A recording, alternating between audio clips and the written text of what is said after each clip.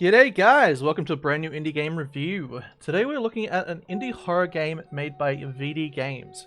Just a quick disclaimer, I was provided a press key to review this game, but that won't stop me from giving my honest opinion.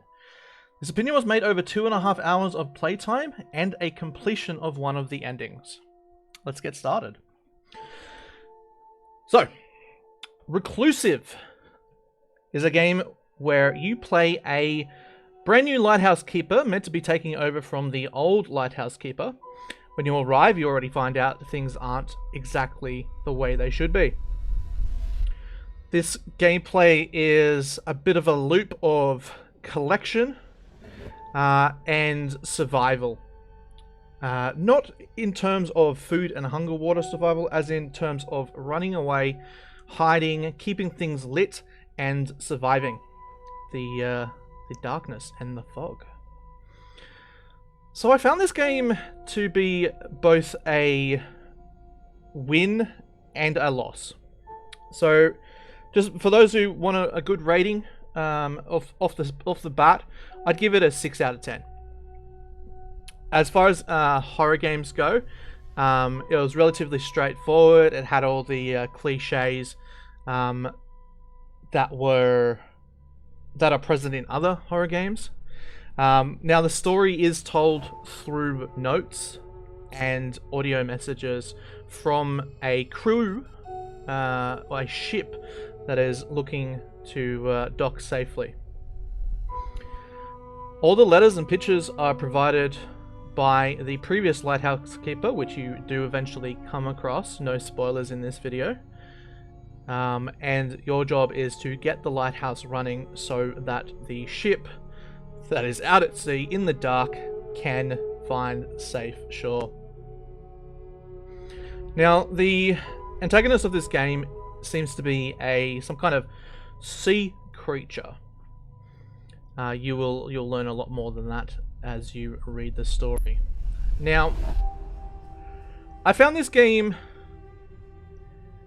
to be a bit of a, as I was saying, a bit of a mixed bag. So on one hand, you have great atmosphere, you have great, relatively good visuals. It does run on Unreal Engine 5. However, some things are overdone and some things are underdone. So the mechanics where you have to collect fuel for the generator to fuel the lighthouse, to fuel the lighthouse, you also need to collect fuel for your lantern, so two separate types of fuel. The fuel for your lantern does not last very long at all.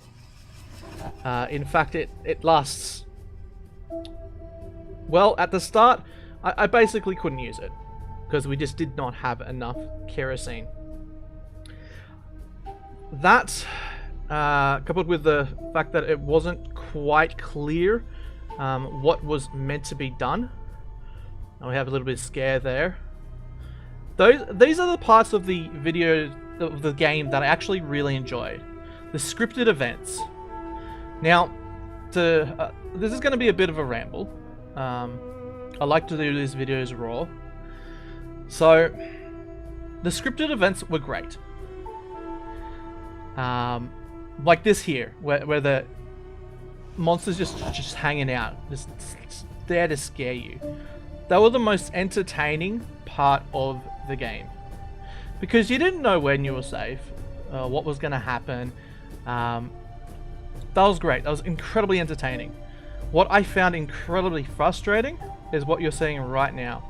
Now we're actually getting chased by the monster, and as you can see, we don't really have any way to light up the area or get away from him. And he still manages to get us when we're inside. And he disappears. Kills us. This actually happens quite a few times until what I believe to be a bug. Now, I believe halfway through our gameplay, we encountered this bug where we scared the monster off with light, and I believe the entity got stuck on a fence. Now, not even joking, I'm like 90% sure it got stuck on a fence. Feel free to, if the dev is watching this, feel free to let me know in the comment section, is that meant to happen? Because once it's got stuck on the fence, we didn't see him the entire game after that point, apart from the scripted events. And that, in my opinion, is when the game actually started becoming a lot more fun. So instead of having like the monster like constantly chasing all the time, having like such an absolute pain in the ass to do things, and actually missing some scripted events that you've put in there to enjoy, because you're just running away all the time. So obviously things got a lot more entertaining after that. We were exploring, we were having a nice chat with the chat. We were keeping things lit. We were actually finding enough kerosene to keep the area lit. We still had some ambient noise, and the unknown of whether or not the monster was actually bugged or not kept the tension up. And every now and then we would find a scripted event where the monster would jump out on us out of nowhere, scare the absolute shit out of us. And we loved it. It was great. It was fun. It was exciting. And we were looking around, waiting for those jump scares to happen. But we weren't frustrated. Because when the monster was chasing us all over the map, constantly, one after another, that was frustrating. It wasn't fun. It wasn't entertaining. It was just frustrating. So, I do want to make a disclaimer on that one as well. Now, this was at the very beginning of the game. We did not have any kerosene. The mechanic in the game is to light torches and use your lantern to fend off the monster. Now, if we had a lot of kerosene in this early game, it would have made that early game hunting a lot more...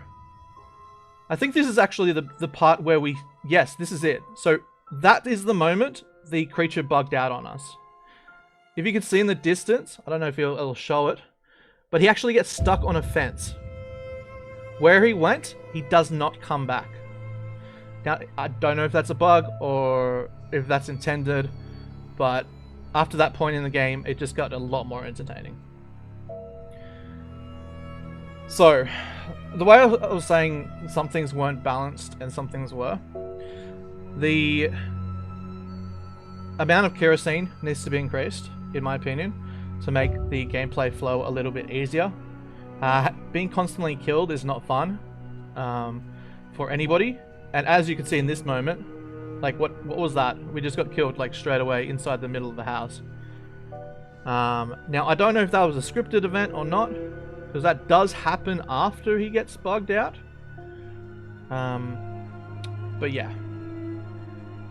So final notes. I'll give this in its current state a 6 out of 10. We had a lot of fun with the jump scares. We had a lot of fun with the scripted events of finding the last lighthouse keeper and finding little secret areas around the map. We did have a lot of fun with that. But again, the early game was very frustrating. Was very, very, very frustrating. Another note, if you're going to release a game these days, allow people the ability to turn off head bob. That's a very big cause of motion sickness for a lot of people. So just yeah, just gonna put that out there. You cannot turn off head bob. I'm gonna leave this review as is. We might look into it again in the future if they patch it, if they update it a bit more. But for the time being, I'd say yes, it is worth a buy. Yes, I believe it is a good game, but it is nowhere near from perfect, and it definitely needs some patching. That is it, guys. Thank you very much for watching, and have a lovely, lovely, lovely day.